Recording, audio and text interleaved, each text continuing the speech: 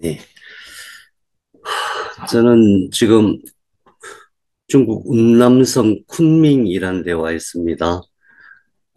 운남성은, 음, 티벳 아래쪽에 있고요. 옆으로는 미얀마하고 경계를 이루고, 위로는 티벳, 아래로는, 어, 태국, 캄보디아, 이렇게 경계를 이루고 있는 지역이고, 땅의 크기가 일본보다 좀 더 커요. 남한의 4배 정도 되는 땅입니다. 어, 이곳은 이제 제가 오늘 군밍에서 자고 내일 아침에 샹그릴라라는 곳으로 가요. 그리고 그 근처에 리장이라는 정말 아름다운 도시가 있어요. 샹그릴라에는 주로 이제 티베트 쪽들이 살고 리장에는 나시족이 살아요. 그 길을 왜 가냐 하면은 거기에 이제 옥룡설산이라는 산이 있는데 해발 5,300m인가 그렇고요. 여기가 이제 히말라야 산맥의 동쪽 끝단이라고 보시면 돼요. 그래서 샹그릴라, 리장, 따리 그쪽 그 산악 지역이 아직도 사람의 발길이 안 닿은 지역이 많을 정도로 굉장히 넓고도 깊은 산악 지역이고 옛날부터 약초가 엄청 많이 나는 지역이었어요.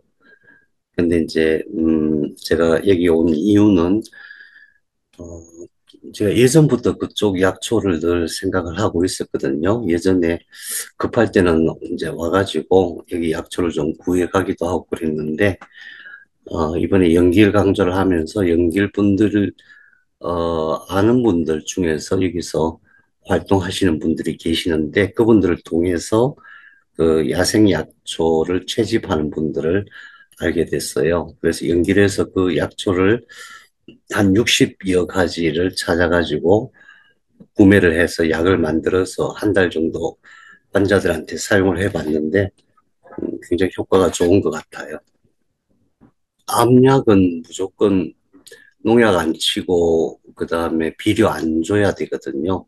농약과 비료를 주면은 식물이 자기 스스로 암을 방어하기 위한, 암을 치료하기 위한 약을 만들지를 않기 때문에 야생약제가 굉장히 중요해요. 그래서 제가 진짜 그런 야생약제가 얼마나 공급이 가능한지 또 재배 환경이 그러니까 산재 환경이 어떤지 이런 걸 좀 둘러보러 왔습니다. 그래서 내일부터 근데 한 지역 가는데 하루 걸려서 한 세 군데 정도밖에 못 둘러볼 것 같아요. 그래도 아무튼 되게 기대가 큽니다.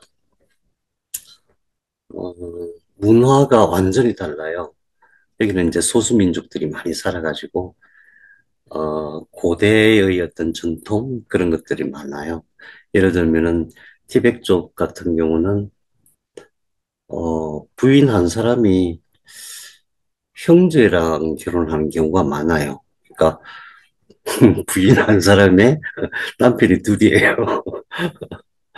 그래서 남편 둘이 애기 하나 키우면 얼마나 편하냐 이러면서 아주 사이좋게 잘 살고 있고, 또 모수족이라고 있는데 그 모수족 사람들은 여자가 주인이고 언제든지 그러니까 남편은 언제든지 그냥 바꿔요.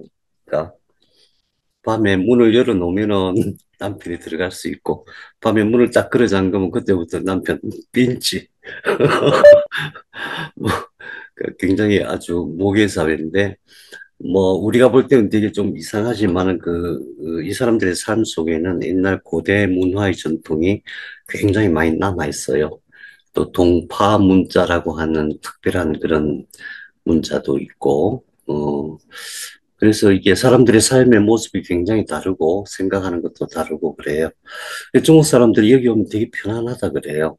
저도 그래요. 여기 kunming에만 와도 벌써 마음이 되게 편안하고, 사람들이 굉장히 온순하고, 배려해주고 그런 걸 느낄 수가 있습니다. 땅의 기운이 원래 그런 것 같아요. 땅도 좋고, 네, 사람들도 좋고 그렇습니다.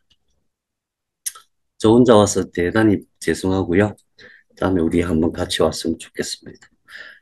제가 뭐 그렇게 많이 돌아다녀 보지는 않았어요.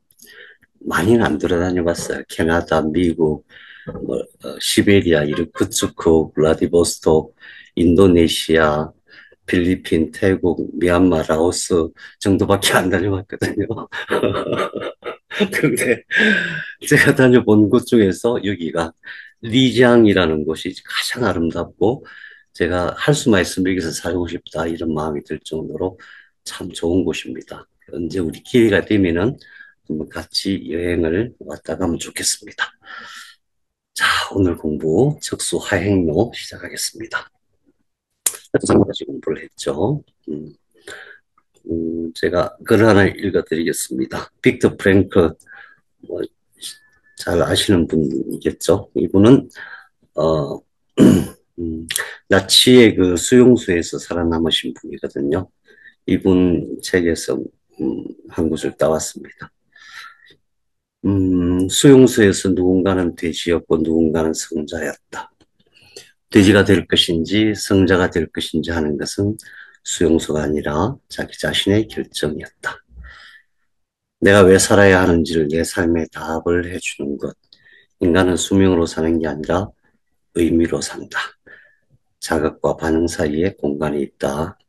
그 공간에서 선택할 수 있는 힘이 있다. 우리의 반응에 따라 우리의 성장과 자유가 달려있다. 제가 이분의 영향을 참 많이 받았습니다.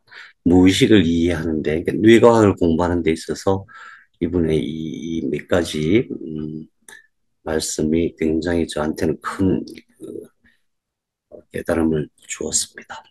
차차 설명하기로 하겠습니다. 우선 지난 시간에 우리 공부했던 거 이것은 대뇌 피질로죠. 아니, 척수 피질로죠.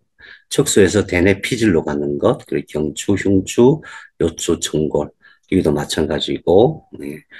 그러니까 척수로 오는 모든 감각을 여기서 대뇌로 보낸다. 물론 여기서 정보 처리를 하지만은 여기서 대뇌로 보낸다. 그래서 대뇌 피질로인데 이것을 크게 나눠서 후섬유다는 얇은 핵로. 왜냐하면 얇은 핵이라는 핵, 쇠기하액이라는 핵이 뇌줄기에 있는데 거기서 중계를 하기 때문에 얇은 핵로, 쇠기핵로 이렇게 구분하는데 여튼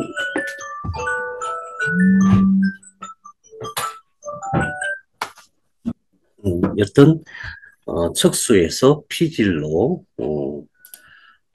연결된 연결되는 신경 통로다. 근데 척수 전체 크기로 봤을 때 어마어마하게 크거든요. 그래서 이 전체를 후섬유단이라고 합니다. 후섬유단.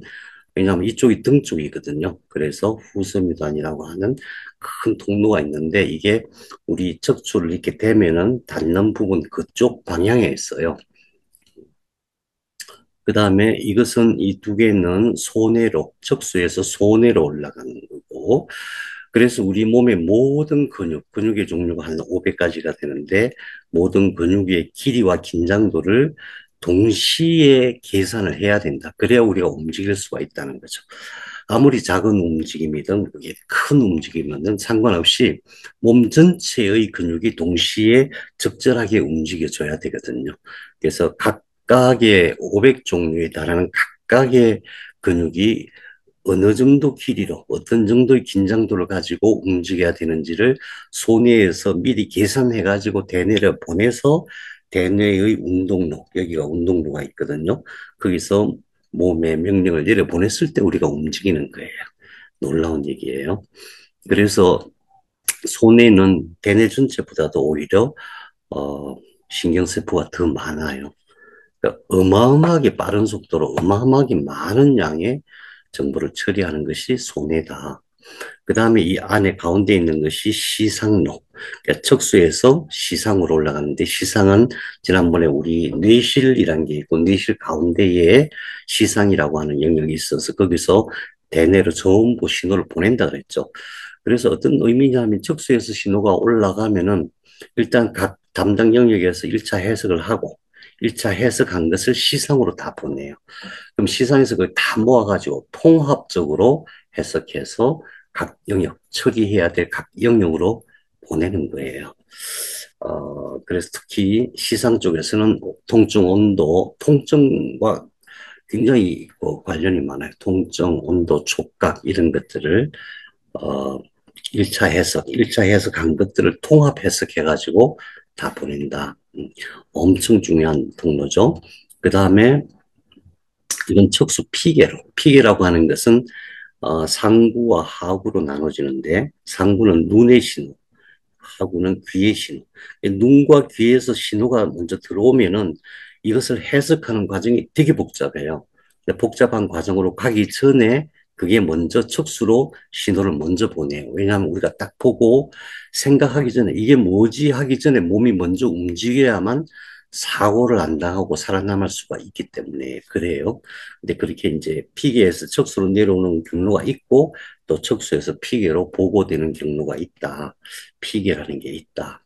그 다음에 척수 올리브로. 척수 올리브로는 올리브 핵이라는 게 있는데, 올리브처럼 생긴 핵이 두 개가 전면에 있는데, 떤 신호가 올라오면은 모든 신호를 다 처리하려면 너무 힘들잖아요. 그냥 일상적인 신호는 바로 손해로 올라가는데 뭔가 새로운 신호가 올라오면은 올리브 핵에서 받아가지고 이건 새로운 신호야. 그러면서 새로운 신호가 해석될 수 있도록 그 섬유질, 섬유단 그러니까 이제 주로 이기세포, 그 다음에 불키네 세포 이런 것들이 막 생겨나요. 그래가지고 손해로 새로운 신호를 보내요. 그래서 우리가 물론 이제 손해, 올리브에서 손해로 가는 그런 쪽도 그런 작용을 하지만은 다른 영역에서 항상 그런 식으로 뇌가 작동해요. 그래서 우리 뇌는 새로운 신호를 받는데 굉장히 발달되어 있어요. 이 뇌를 발달시킨다, 뇌를 건강하게 한다 할 때는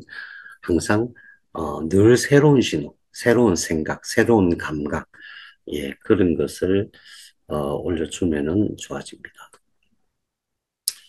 어, 척수 하행로, 그러니까 뇌에서, 척수의 모든 신호를 뇌에서 받아가지고 정보를 처리했어요. 이제 그것은 앞으로 장차 뇌에 대해서 배울 건데, 정보를 다 처리하고 난 다음에 뇌에서 척수로 내려보내겠죠.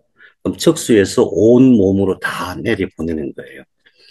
그러면은, 척수로 내려보내는 경로를 하행로라고 하는데, 이것은, 어, 척수에서 올라오는 것은 감각 상행로라고 그랬잖아요. 신호를 받아들이는 거고, 그 받아들인 신호를 뇌에서는 다 해석해서 판단해가지고 명령을 내려보내는 거거든요.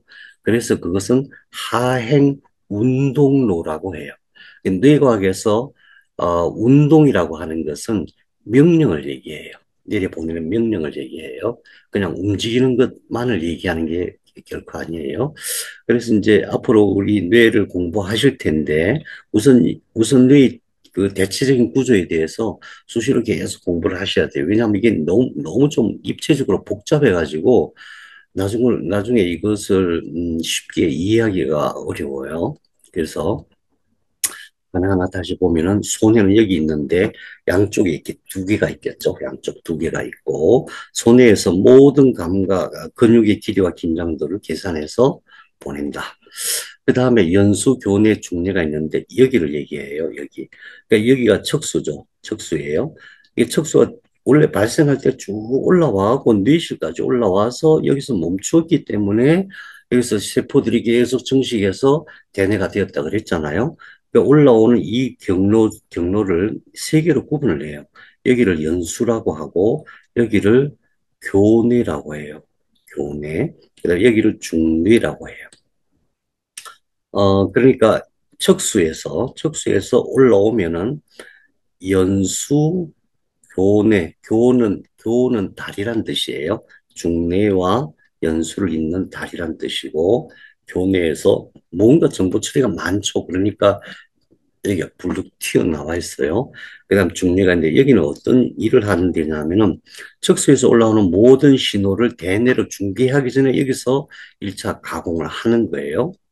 그 다음에 우리 얼굴로 들어오는 감각이 있어요. 그것은 몸 전체에서 들어오는 감각만큼이나 엄청나게 많아요.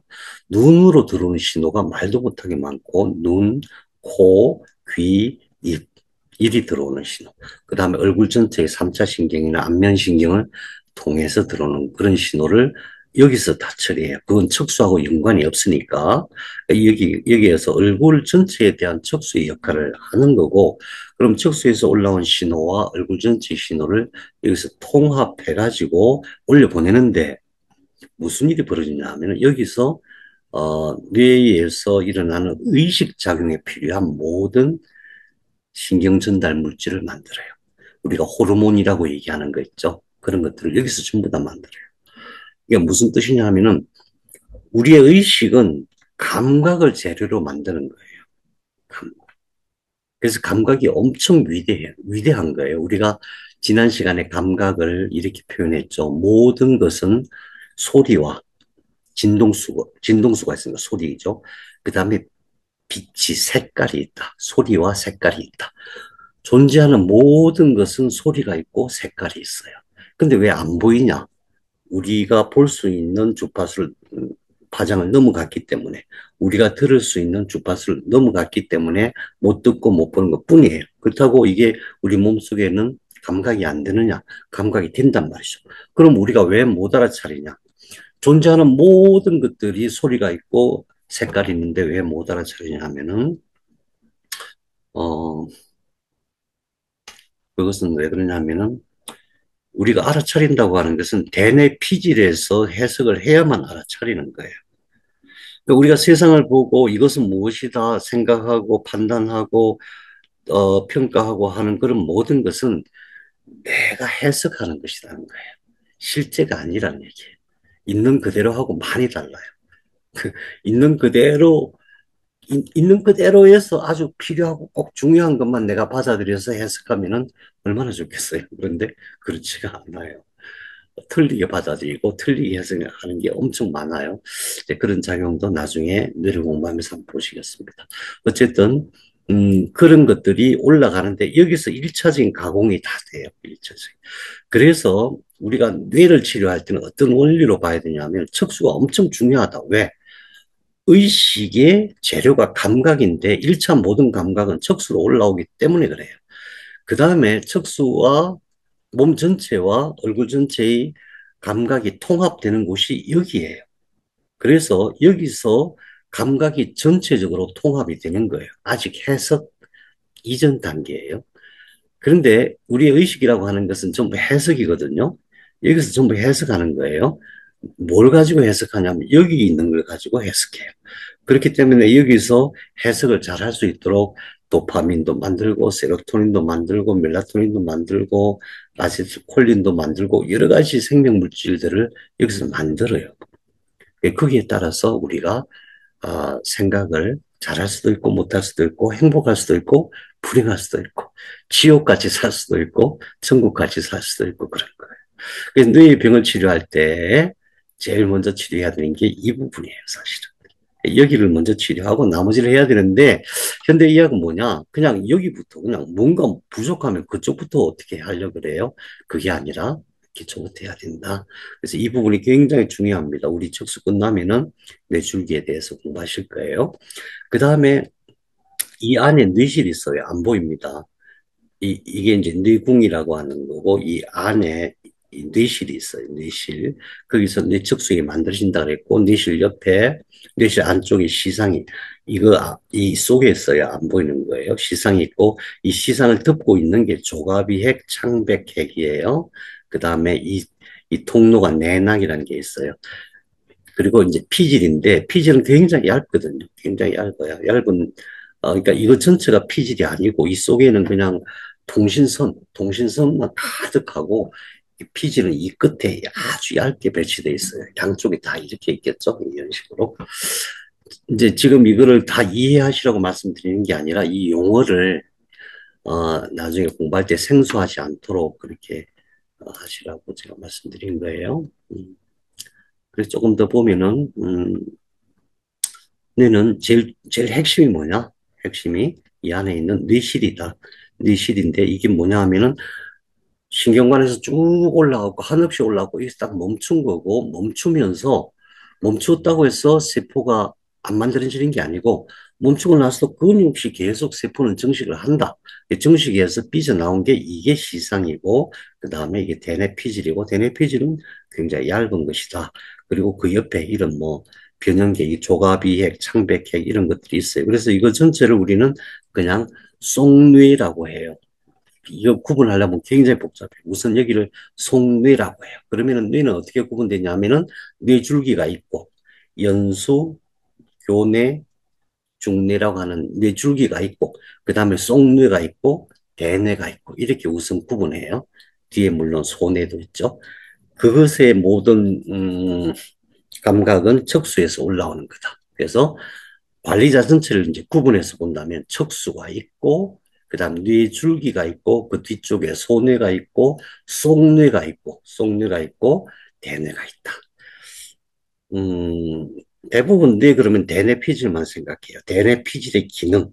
대뇌피질의 기능이 어떤 문제가 생겼을 때, 그때 이제 병이 왔다 이렇게 생각하는데, 그게 아니다. 그게 아니에요.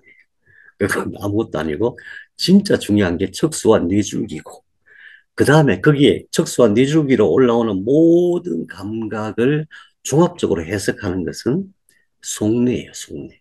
속내가 너무너무 신비로워요. 너무너무 신비롭고, 인간의 신비의 모든 것은 이 속내에 있다고 해도 과언이 아니에요.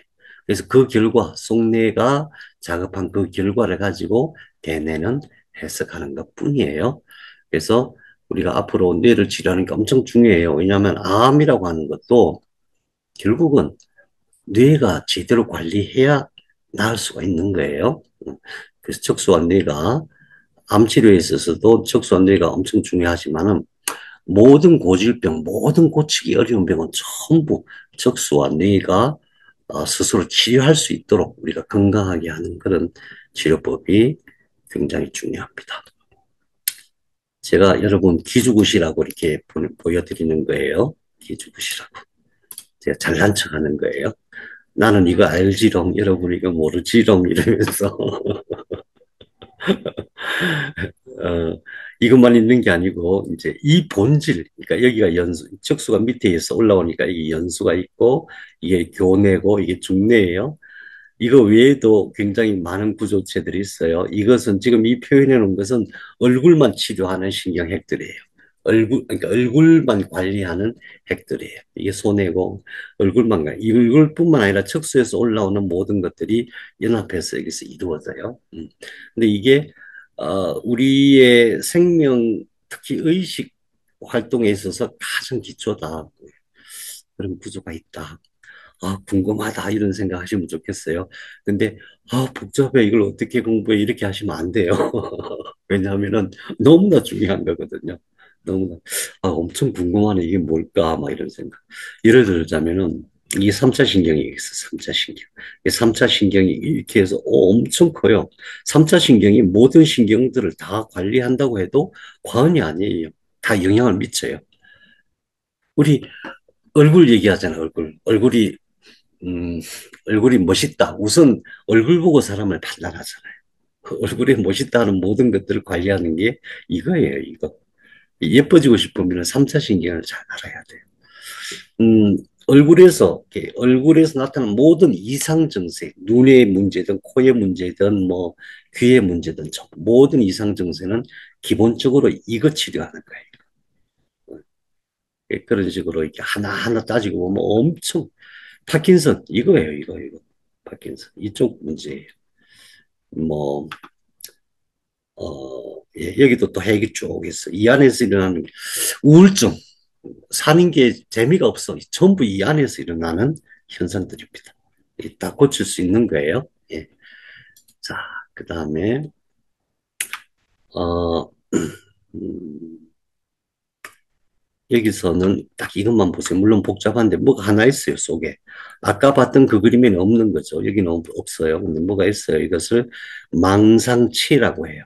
이렇게 표현을 해놨지만은 원래는 이렇게 분포돼 있고 그 기능적으로 보면은 이게 제일 정확한 그림이에요. 항상체. 안에 큰 핵이 있어요. 청반핵이라는 핵이 있고 그걸 둘러싸고 있는데 이게 뭐냐 하면은 몸에서 올라오는 모든 신호를 여기서 다 걸러요. 다 그러는데 문제가 뭐냐 하면은 우리가 사람이 살면서 왜 불행하고 왜 잘 안 되냐 하면은 사는 게 왜 이렇게 고통스럽냐 하면은 사실은 이것 때문에 그래요. 이게 어떻게 된 거냐면 어렸을 때 우리는 태어나면서부터 제일 먼저 듣는 말이 안 돼, 조심해, 위험해 그거거든요. 여기서는 모든 감각 신호를 운동도 마찬가지고 내려보는 운동도 마찬가지 감각 신호를 다 통제를 해요. 그래서 여기서 과하게 억지시키면은 내려 못 올라가. 물론 필요 없는 것들은 이게 다 차단해요. 근데 우리가 살아가면서 어렸을 때부터 또 학교 다니면서부터 또 군대 가서 또 사회 생활하면서부터 늘 억압을 받잖아요. 하지 마. 왜 이따위로 했어? 막 맨날 그 소리. 여기서 그게 다 억제가 되는 거예요. 그러면 못 올라가요. 신호가 못 올라가. 자기 마음대로 생각을 못 하게 돼 있어요. 여기서 풀려야 돼요. 이 억압이 풀려야만 사람이 자유로워질 수 있어요. 어떻게 하면 이 억압을 풀 수 있을까? 어떻게 하면 이 억압을 풀 수 있을까?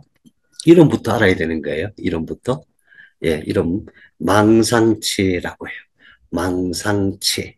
망이라고 하는 것은 그물이란 뜻이에요. 그물 모양으로 돼 있다.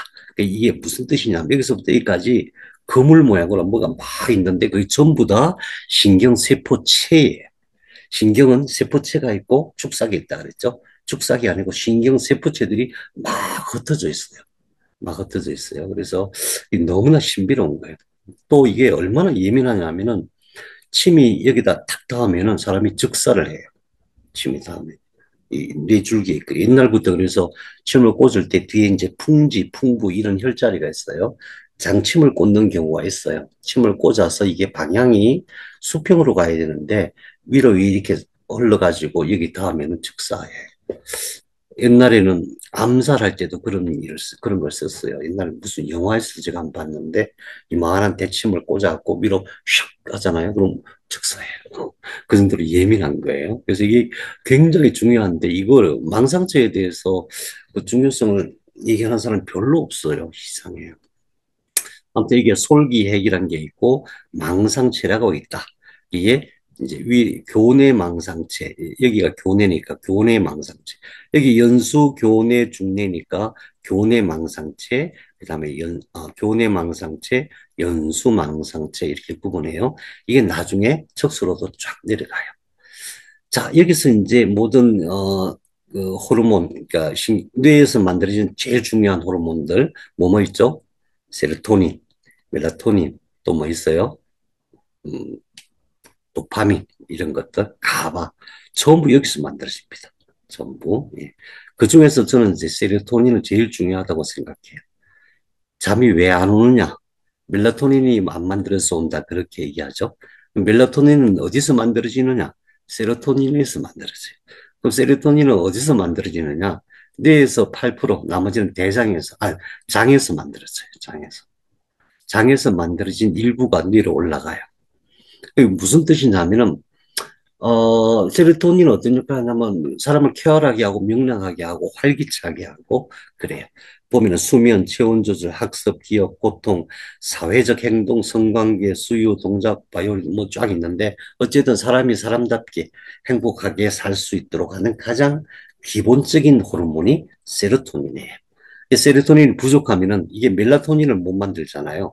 멜라토닌을 변화 못 하잖아요. 그러니까 우리가 늘 우울하면 잠이 안 나요. 잠이 안 온다. 어떤 사람이 잠이 안 온다. 그러면, 이 사람은 행복하지 못하구나. 우선 그렇게 생각해야 됩니다. 그럼 우리를 어떻게 해야 돼요? 행복하게 사는 게 중요해요. 목숨 걸고, 그러니까 암 치료할 때도 그게 엄청 중요하거든요. 말도 못하게 중요해요. 어떻게 해서든지 행복하게 살 수 있는 자기 환경을 만들어야 됩니다. 그래야 우리가 인간답게 잘 살 수 있어요. 어, 네. 오늘 이제 대략적인 것만 조금만 더 볼게요. 이게 이제 이 중에서 적핵이란 게 있다.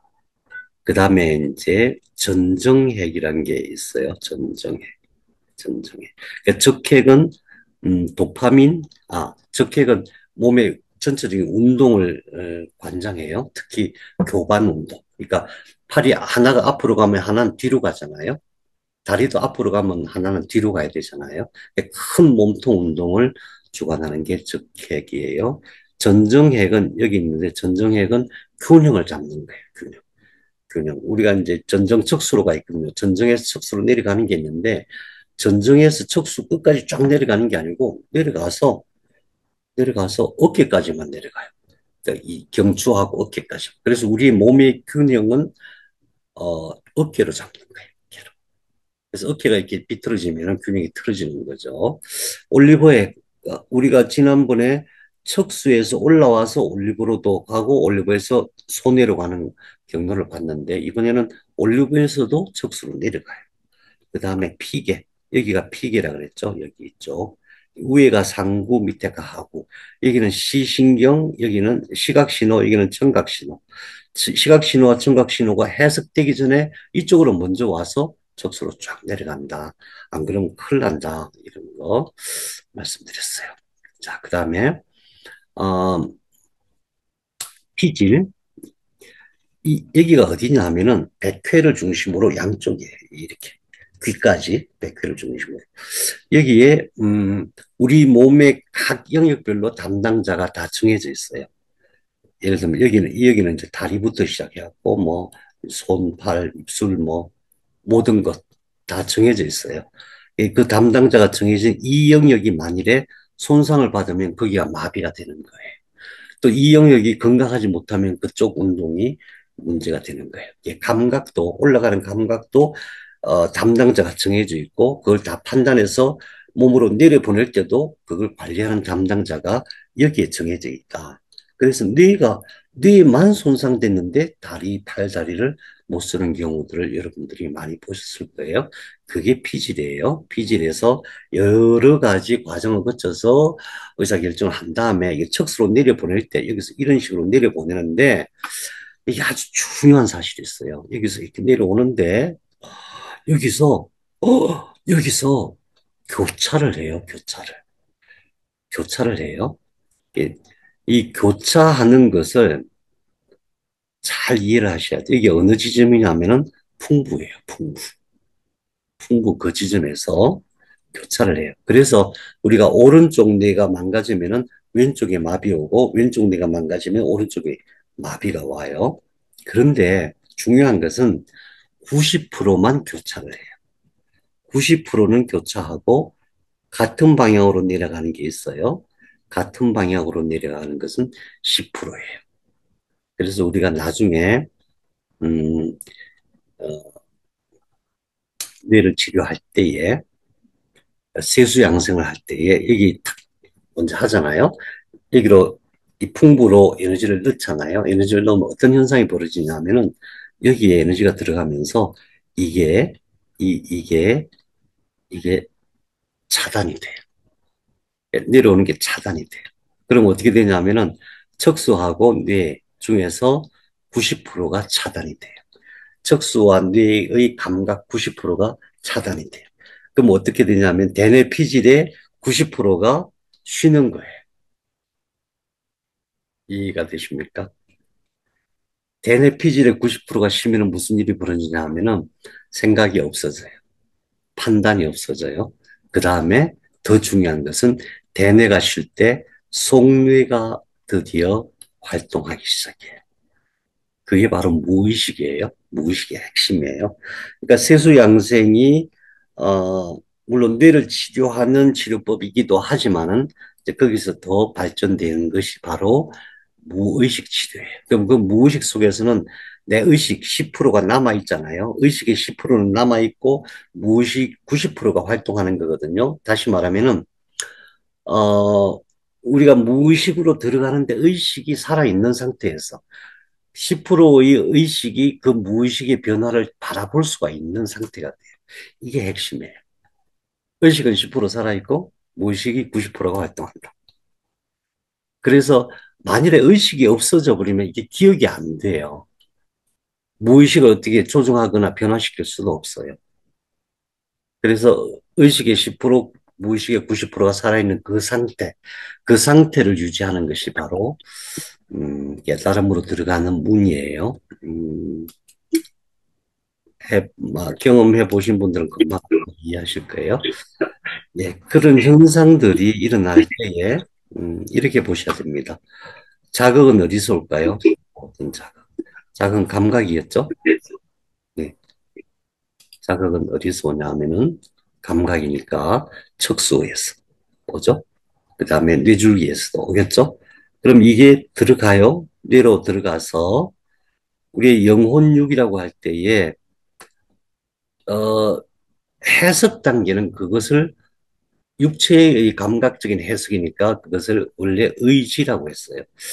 그러니까 동양의학에서 혼신의백지 이렇게 구분을 해요. 정신적인 세계를 혼신의백지. 그중에 이제 신이라고 하는 것이 영적인 것을 얘기하는 거고 혼이라고 하는 것이 무의식을 얘기하는 것이고 의와 지가 이제 그냥 의식을 얘기하는 거예요. 그래서 이렇게 오는데 여기서 바로 자극 반작용이 가는 게 아니고 동물들은 그렇게 하죠. 이것이 속으로 들어가요. 무의식의 세계. 근데 이 세계가 어디냐 하면 그냥 속뇌예요. 그냥 막연한 어떤 추상적인 개념이 절대 아니에요. 이 감각이 들어가서 일차 해석을 하는 게 의지라면은 그것이 속뇌로 들어가서 기억과 감정과 여러 가지 신비로운 작용들이 일어나가지고 그게 다시 나오는데 약간의 시차가 있어요. 약간의 0점 몇 초 정도의 차이가 있어요. 그것을 가지고 우리가 선택할 수 있는 거예요. 그래서 빅토르 프랭클이란 분이 그렇게 얘기한 거예요. Between stimulus and response. 자극과 반응 사이에 약간의 그 공간이 있다, 공간. 그 공간이 우리가 우리의 반응을 선택할 수 있는 그 공간이라는 거죠. 다시 말해서 우리는 선택할 수 있는 자유가 있는 거예요. 권리가 있는 거예요. 이것이 인간이 갖고 있는 유일한 권리라는 거죠. 어떤 자극과 반응이 왔을 때 내가 이것을 어떻게 판단하고 어떻게 해석하고 어떻게 명령할 것인가를 스스로 판단할 수 있는 권리가 있다는 거죠. 그것이 인간의 어떻게 보면은, 가장 인간다울 수 있는 그런 구조라는 건데, 그것이 바로 척추와 뇌줄기, 그 다음에 속뇌, 대뇌피질, 그 사이에서 일어나는 상호작용인 거예요. 너무나 명백해진 거예요. 막 심리적으로, 심리학적으로 또는 뭐 엄청 복잡하게들 얘기하고 막 헷갈리고 그러는데 제가 볼 때 뇌과학을 공부하면 그냥 명백하게 금방 이해가 돼요. In our response lies our growth and our freedom. 우리의 영적인 성장과 우리의 자유, 그것이 이 반응, 어떤 반응을 선택할 것인가 여기에 달려있죠. 그래서 우리는 우리의 삶을 우리 스스로 이렇게 만들어갈 수가 있는 거죠. 우리의 세계를. 나뿐만 아니라 내 생각뿐만 아니라 내 생각으로 창조되어지는 모든 세계관을 우리가 조정할 수 있다는 거죠. 여러분 모두 그렇게 자유롭고 평화롭고 아름답고 재미있고 행복하게 사시기를 바랍니다. 네. 자, 그래서 적수하행 서론이 너무 길었습니다. 간단하게 설명드릴게요. 적수하행론은 빨간색입니다. 빨간색이 여기만 있는 게 아니라 여기도 있겠죠. 양쪽에 다 있는데 우선 여기만 봐요. 빨간색인데 이것이 피질 척수로 이것이 척수 피질로 있죠. 척수에서 피질로 올라간다. 이건 피질 척수로 해요. 피질에서 대뇌 피질에서 내려온다는 거예요. 이게 올라가서 어떤 작용이 일어나냐 하면 여기서 1차 감각 영역이거든요. 여기 이 백회의 뒷부분이에요.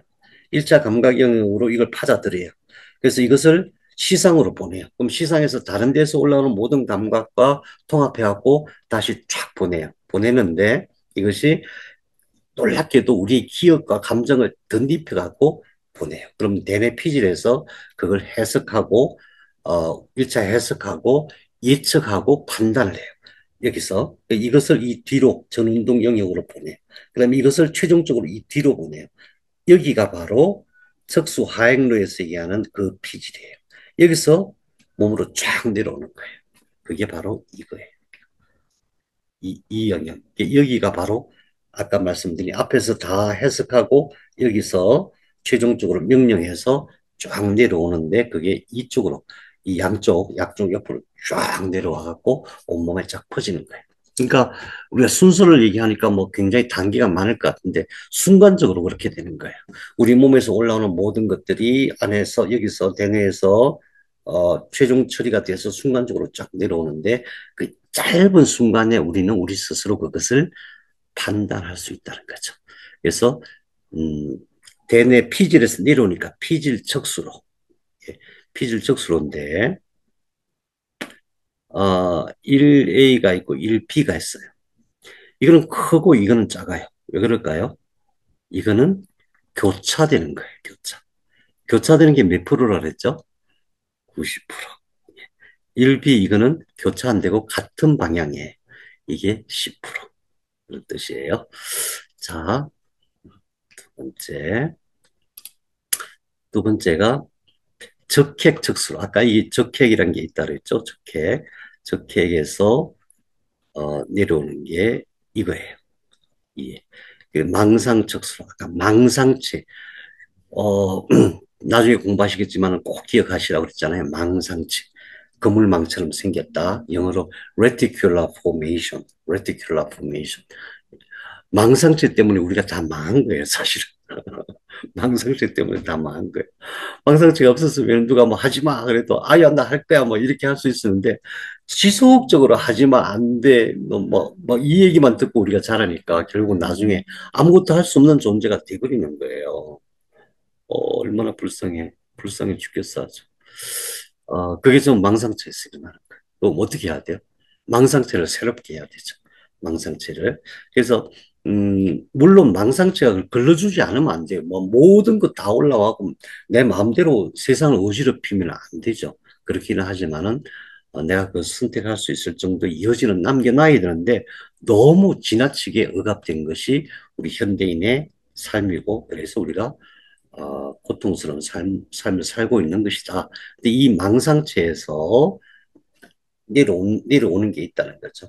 망상체에서 연결된 지점이 이 B로 내려온다. 음, 다시 여기서 한 번 더 정리하고 가요. 외워야 되니까. 피질척수로 양쪽에 두 개 있어요. 위측 피질척수로 그 다음에 가운데 양쪽에 두 개 있어요. 이거는 전 피질척수로 이건 90% 이거는 10%. 그 다음에 적핵적수로 적핵은 큰 운동, 교반 운동 이런 주관하는 게 적핵에서 내려오는 적핵적수로가 여기 있고 그럼 여기도 또 있겠죠. 그 다음에 망상적수로 망상체에서 적수로 내려오는 영역이 이렇게 있다. 자, 그 다음에 피계적수로 아까 우리 피계가 뭐라 그랬죠? 상구, 하구 이 위에 있는 거 상구, 구는 언덕이잖아요. 언덕이고 이게 하구인데 상구는 시각신호, 여기는 청각신호. 시각신호와 청각신호가 해석되기 전에 먼저 여기로 온다. 그래 여기로 쫙 내려가서 온몸이 꽝 소리를 듣거나 눈에 뭐가 번쩍하면 몸을 바로 숨길 수 있도록 그렇게 되어 있는 것이 피계척수로 굉장히 중요하겠죠. 그 다음에 전정척수로 몸의 균형을 잡는 건 굉장히 중요해요. 균형을 잡아줘야만 몸 내부에서 이 속에서는 우리 몸의 지도가 있어요. 그래서 몸의 모든 영역을 기억하고 있거든요. 그래서 어떤 사람이 만일에 한없이 계속 허리를 구부정하고 살면은 몸은 구부정한 것이 정상이라고 생각하고 사는 거예요. 그러니까 문제가 생길 수밖에 없죠. 척수가 안 펴지면 항상 문제가 생겨요. 근데 그걸 이제 펴려고 애를 쓰면은 한 21일 정도가 지나야 그때부터 내가 이게 바뀌었네 하고 인식하기 시작해요. 그래서 전정 척수로가 이게 왜 중요하냐면 그러니까 균형이란 말이에요. 균형. 이 속에 전정기관이 있어요. 돌이 있어요. 그래서 그 전정기관에 의해서 균형이 이렇게 틀어졌다. 균형이 맞는다. 이걸 이제 신호를 보내면은 그게 어깨로 해서 어깨까지 이렇게 연결돼 있어요. 그래서, 이 균형, 우리 몸이 똑바른 균형을 잡느냐 안 되는 굉장히 중요한데, 그래서 우리가 판단할 때 이제 동양의학에서는 그 사진법을 한 게 있어요. 사진법. 네 가지 진단 방법인데 그 중에 이제 망진이라는 게 있어요. 망진. 바라보고 판단하는 거예요. 우리 스승님들도 보면은 문을 열고 누가 딱 들어오면 살짝 봐요. 실컷 봐요. 실컷 보면서 일차 판단이 거의 끝나요. 신기하게도. 그 사람의 걸음걸이, 자세, 얼굴색, 뭐, 이렇게 모습 이런 거 보면서 일단, 저 사람은 어느 쪽에 문제, 큰 범죄를 탁 집어내시더라고요. 자꾸 하다 보면 대충 감이 잡히긴 잡혀요. 그래서 이제 딱 오면은, 대략 어느 쪽으로 문제라는 걸 미리 파악하고 얘기를 하니까 쉽게 들어갈 수 있죠. 그만큼, 이 균형이 중요해요. 그래서 우리 균형이 딱 무너졌다 그러면, 아, 벌써 병이 오고 있구나, 이렇게 봐야 돼요. 전정 척수로가 있다. 그래서, 어, 그렇게 하고, 그 다음에 올리브 핵이라는 게 굉장히 중요하다는 거, 나중에 꼭 그 하나는 기억해 놓으시라 그랬잖아요. 물론 이제 이기세포도 있고, 뭐, 등, 클라이밍 P5도 있고 하지만은 제일 중요한 게 퍼키니에 세포, 퍼키니에 세포가 있다. 쫙 올라가고 쫙 분산되죠. 그래서 엄청 빠른 속도로 그걸 정보 처리할 수 있도록 그렇게 하고 있어요. 근데 거기서 마찬가지로 척수로 내려보낸다.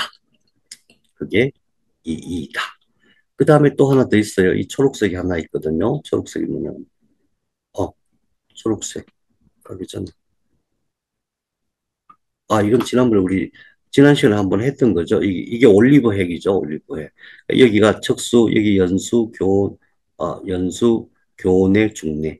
여기에, 이게, 여기서 이렇게 올라가 있는데, 이게 소뇌죠. 소뇌로 연결되는 지점인데, 세포들이 이런 식으로 돼 있어요.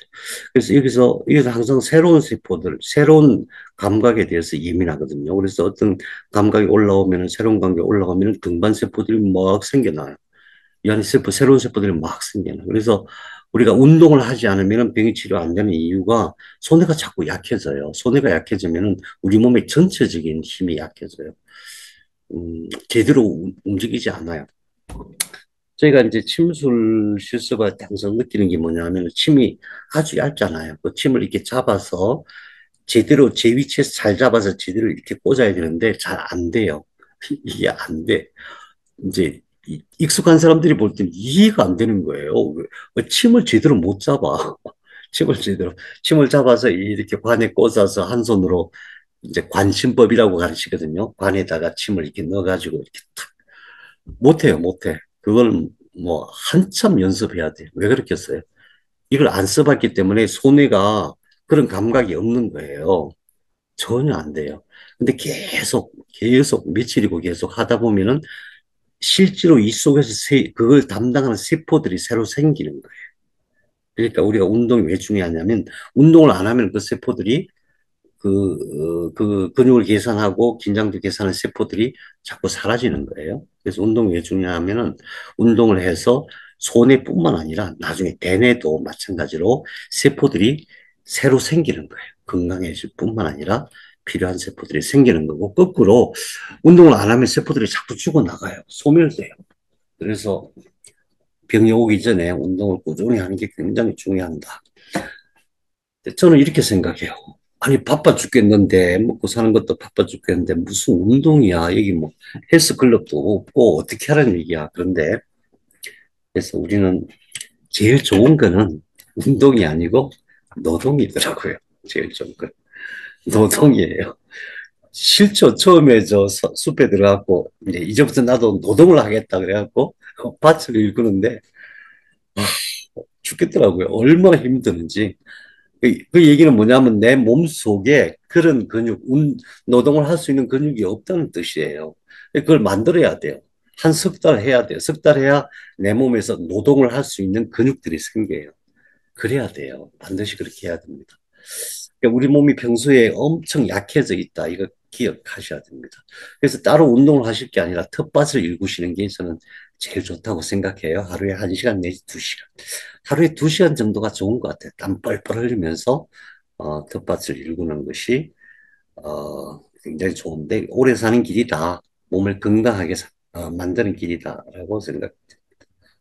자, 그다음에 내적 세로다발 이거예요. 우리는 이제 감각과 운동, 감각은 몸에서 척수에서 일자 처리하고 위로 올라가는 거죠. 운동은 뇌에서 통합하고 해석하고 판단하고 예측해서 내려보내는 거잖아요. 그래서 감각은 파란색, 운동은 빨간색인데, 이게 또 혼합된 통로가 있어요. 그게 이거예요. 그게 내적 세로다발이라고 해요. 음, 이것은 전정에서 경수까지 이렇게 내려오고, 이것이 이제 몸 전체를 관리하는 몸 전체를 관리한다는 것은 어떤 의미냐면은 우리가 사실 눈이 없으면은 몸이 제대로 못 움직이잖아요. 눈 감고 못 서 있고, 눈 감고 내 눈이 없이 뭔가 생활한다는 게 불가능하잖아요. 그래서 사실 시각 신호로 이게 몸이 다 조절된다고 해도 과언이 아니에요. 시각 신호. 그 시각 신호와 전정핵에서 만들어지는 균형 감각 이런 것들이 내적 세로다발을 움직여서 우리 몸이 균형을 이루게 해요. 몸이 균형을 이루어야만 내 몸속에 있는 모든 장기들이 제 위치에서 존재할 수가 있는 거예요. 그렇지 않으면 이게 하수가 되죠. 특히 장기가 하수가 되면 꼭 병이 와요. 음, 그래서 내적 세로다발이 여기 있다. 까지만 하시고, 자, 이제, 외우시겠습니다. 이거 보지 마시고. 자, 이것은 이름이 뭔가요?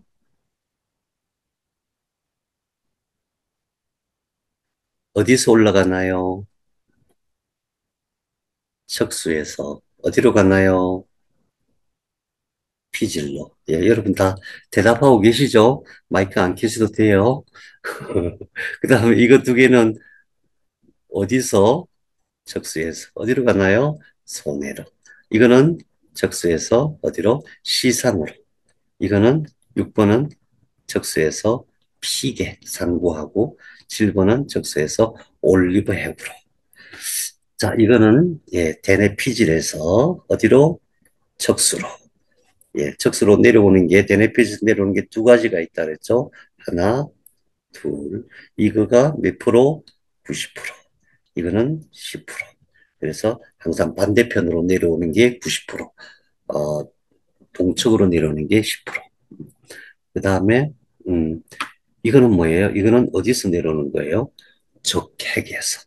빨간색 핵이 있다. 이 굉장히 중요해요, 적핵이.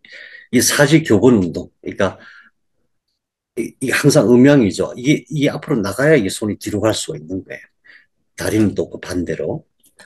어, 음양 운동으로 움직이는데 그게 큰 운동을 관리하긴 하는데 그 옆에 뭐가 있냐면은 흑질이라는 게 있어요. 도파민.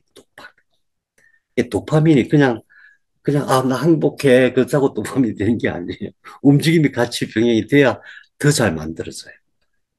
그래서 큰 운동, 그러니까 뭐, 뜨개질 같은 잔잔한 운동도 굉장히 중요하지만은, 굉장히 중요해, 그것도. 손가락 하나하나의 느낌이 굉장히 중요하긴 하지만은, 큰 운동도 굉장히 중요해요. 그래서 저희가 우리 가끔 예, 보여드렸던 그 운동법, 그 굉장히 중요하다는 거 기억해 주시고요. 적게, 이 망상적수로, 망상체에서 내려온다. 원래는 여기에 이제 척수에서 시상으로 올라갈 때 망상체를 다 거쳐서 가요. 여기도 사실은 망상체 영역이 있는데, 뭐, 망상체를 거쳐서 시상까지 가죠. 근데 거기서 내려올 때에 망상체에서 내려오는 그것들은 우리 몸을, 어,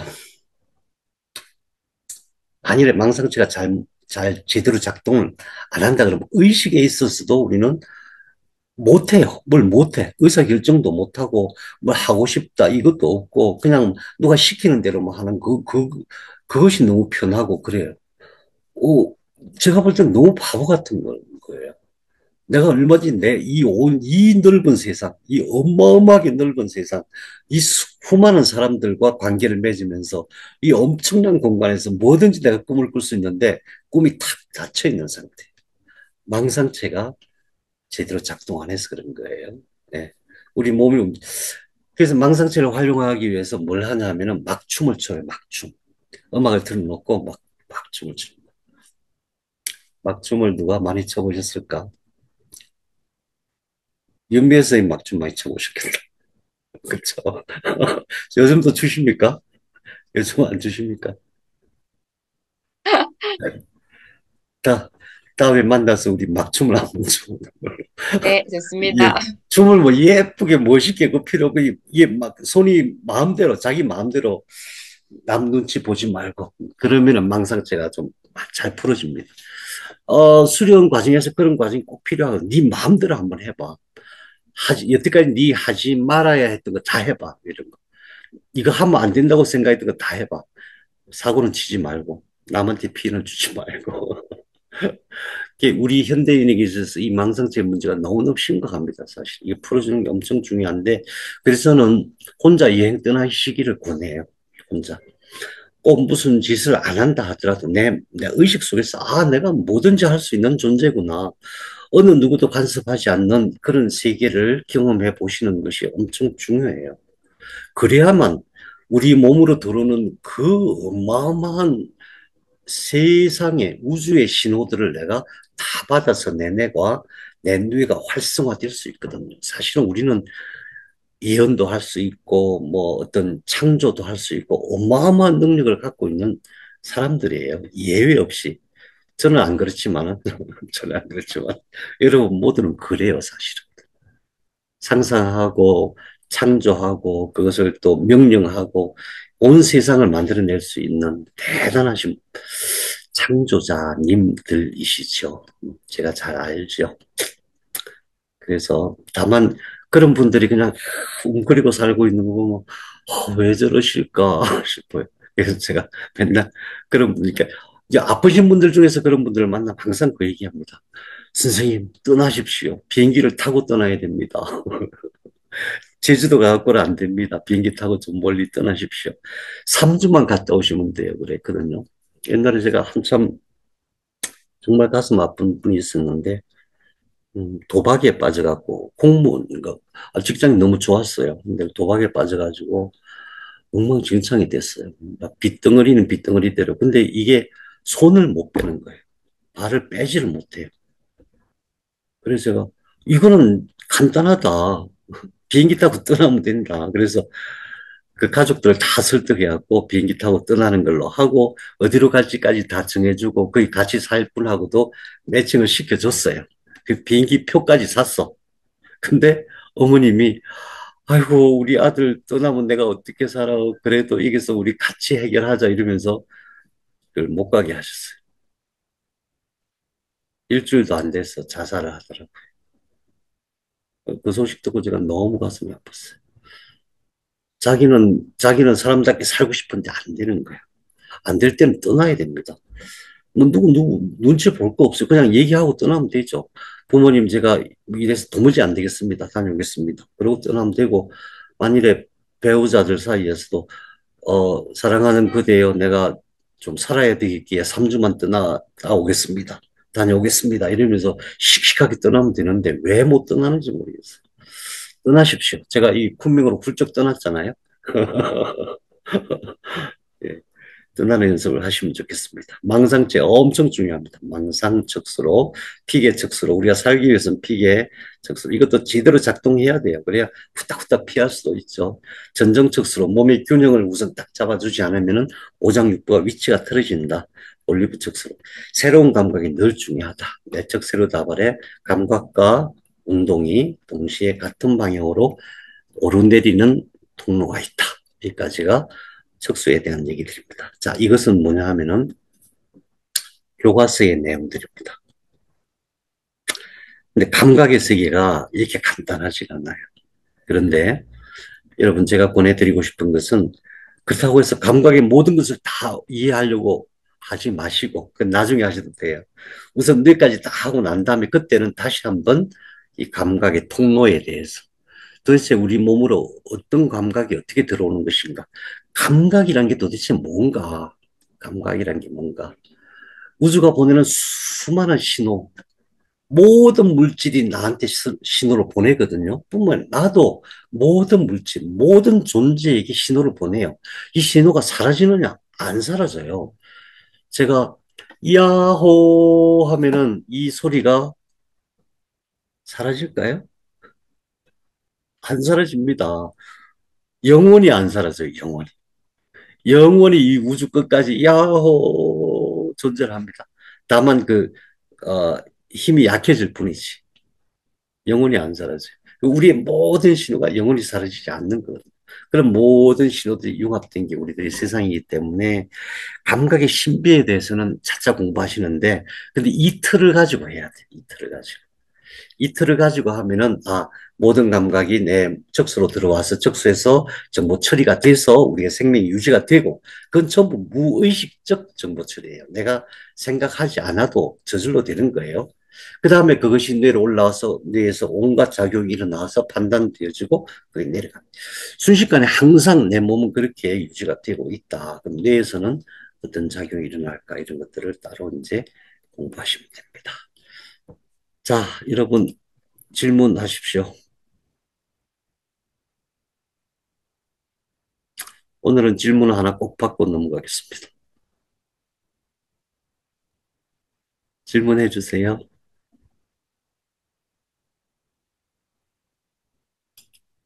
이 질문이 되는지 잘 모르겠는데요. 예, 그 척수 피질로에서 그 경추, 뭐 흉추 이렇게 쭉 네 통로가 있잖아요. 네, 네, 그러면 이게 경추까지만 있고, 뭐 흉추까지만 있고, 어떻게 되어 있는? 네. 그러니까 척추에 있는 것은 다리에 있는 것들만 올라올 거 아니에요? 네, 목에 있는 건 그게 없, 목은 안 올라가니까. 그러니까 영역이 네, 작죠. 그러니까, 그러니까 이제 그게는 세크를만, S만 있겠죠, S만. 올라오면서 TH, 또라시, 흉추가 덧붙여지고, 이게 덧붙여지고, 그러니까 여기서는 다 덧붙여지고. 그래서 올라오면 올라올수록 그 영역, 어, 척수 피질로가 이렇게 커지죠. 밑에는 작고 위는 커지고. 네. 그렇게 되어 있습니다. 그래서 지난 시간에 제가 각 부위별로 이렇게 모양이 다르다는 거 설명을 드렸었고, 전체적으로는 약 1cm가 평균이지만 각 부위별로 다른데, 다만, 경수팽대라고 해서 이게 팔에서 올라오는 모든 신호가 모이는 그쪽은 좀 두꺼워져 있고, 또 요수평대, 팽대라고 해서 다리에서 올라오는 신호가 모이는 그쪽도 좀 커져 있고, 그런 식으로 되어 있습니다. 그래서 어쨌든 몸통에 있는 팔다리를 포함해서 몸통에 있는 모든 것들은 척수로 들어와서 척수에서 정보 처리하고 대뇌로 다 올라온다. 그래서 우리가 몸이 어떤가 불편하다는 걸 생각할 때는 불편한 그 부분이 중요한 게 아니라 이것을 관리하는 척수 영역, 그 다음에 그 척수 영역을 통해서 올라가서 대뇌에서 관리하는 담당 영역, 거기까지 같이 치료해야 된다. 이렇게 보시면 됩니다. 또 그걸 보면서 예측을 할 수가 있어요. 이분이 지금 어느 쪽으로 병이 진행되고 있구나, 이런 것을 알 수도 있고 그렇습니다. 웃자고 질문 하나 더 하겠습니다. 네. 네, 선생님 말씀하시는 쏙내는 속내를 말씀하시는 거죠? 그래, 맞습니다. 속내, 속, 네. 속내란 말은 근데 책에는 안 나와요. 그냥 제가 붙였어요. 왜냐하면 이제 원래는 이게 간내라 그래요. 간내라 그러고 변연기라 그러고 뭐 이게 복잡해요. 그런데 그렇게 하니까 너무 복잡해. 그냥 이거 전부 합해서 한 덩어리 속내, 속내입니다. 여러분, 저는 이번 주, 다음 주까지 즐거운 여행을 마치고 혹시 중간에 음, 기회가 되면 한 번 더 하도록 하고, 아니면은 다음 주 목요일 날 못할 가능성도 있고 그래서 어, 중간에 한번 연락드리겠습니다. 다시 한번 저 혼자 와서 너무너무 죄송합니다. 여러분, 다음에는 같이 한번 봅시다. 감사합니다. 감사합니다. 감사합니다. 네, 수고하셨습니다. 네, 아, 감사합니다. 네. 감사합니다. 좋은 시간 되세요. 네.